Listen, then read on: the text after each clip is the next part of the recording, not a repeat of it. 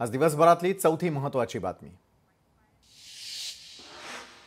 सिंधुदुर्गनंतर आता रत्नागिरीमध्ये नव्या राजकीय चर्चांना उधाण आलेलं आहे। भाजपचे जिल्हाध्यक्ष राजेश सावंत यांनी तडकाफडकी आपल्या पदाचा राजीनामा दिल्यानं जिल्ह्यामध्ये खळबळ माजली आहे। विशेष म्हणजे सावंत यांच्या मुलीचा विवाह ठाकरे गटाचे उपनेते बाळ माने यांच्या मुलासोबत झालेला असून त्या ठाकरेंच्या शिवसेनेकडून नगराध्यक्ष पदासाठी उमेदवार असण्याची शक्यता वर्तवली जाते। आणि या हालचालींमुळे भाजप आणि शिंदेंची शिवसेना तसंच ठाकरेंची शिवसेना यांच्यातील समीकरणं नव्यानं बदलण्याची चिन्ह दिसतात। राजीनाम्याबद्दल राजेश सावंत यांनी काही प्रतिक्रिया दिलेली आहे, ती आपण आधी पाहणार आहोत। पक्षाचा जिल्हाध्यक्ष म्हणून अनेक वेळा मला तर पुढे महायुतीच्या बैठकीला उपस्थित राहायला लागेल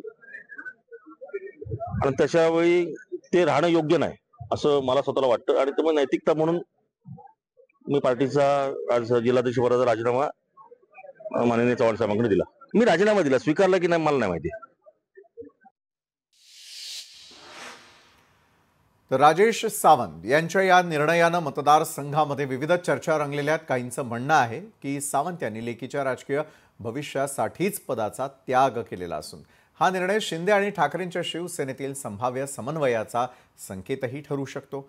आधीच सिंधुदुर्ग जिल्ह्यात दोन्ही पक्षांमधील बैठकांच्या चर्चांमुळे शिवसेनेची पुन्हा एकत्र येण्याची शक्यता अशा चर्चांना उधाण निर्माण झाल्यात नवल नाहीये।